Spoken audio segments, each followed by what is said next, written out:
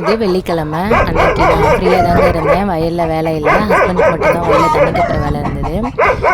லக்கியும் ராக்கியும் பயங்கரமாக குளிச்சிட்டு இருந்தாங்க. கூலிங்கெல்லாம் சத்தம் போட்டுச்சு. என்னடான்னு வெளியே வந்து பார்த்தா 2 மங்கிங்க.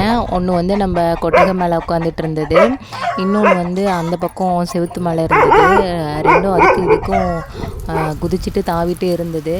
அப்புறம் கொஞ்ச நேரத்துலேயே காணாமல் போயிட்டாங்க. அப்புறம் அன்றைக்கெலாம் ஈவினிங்லேருந்து நல்ல மழைங்க.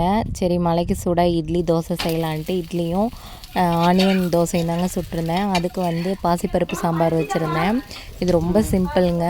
பாசிப்பருப்பை நல்லா வறுத்துட்டு அதில் பூண்டு, வெங்காயம், தக்காளி, மஞ்சத்தூள் போட்டு ஒரு விசில் எடுத்துகிட்டு தாளிப்புக்கு எண்ணெய், கடுகு, சின்ன வெங்காயம், பச்சை மிளகாய், கருவேப்பிலை போட்டு தாளித்து கொஞ்சமாக கொத்தமல்லி தழை தூவி இறக்குனிங்கன்னா சூப்பரான பாசிப்பருப்பு சாம்பார் ரெடி. இது இட்லி தோசைக்கு செம்ம டேஸ்ட்டாக இருக்கும். சாப்பிட்டு பாத்திரம்லாம் விளக்கலான்ட்டு எடுத்து போட்டிருந்தேங்க. அப்புறம் பார்த்தா கொஞ்சம் நேரத்தில் கனமழையே பிடிச்சிருச்சுங்க. அதனால் சரி போ காலையில் விளக்கிக்கலான்ட்டு தூங்க போயாச்சுங்க. பாய்.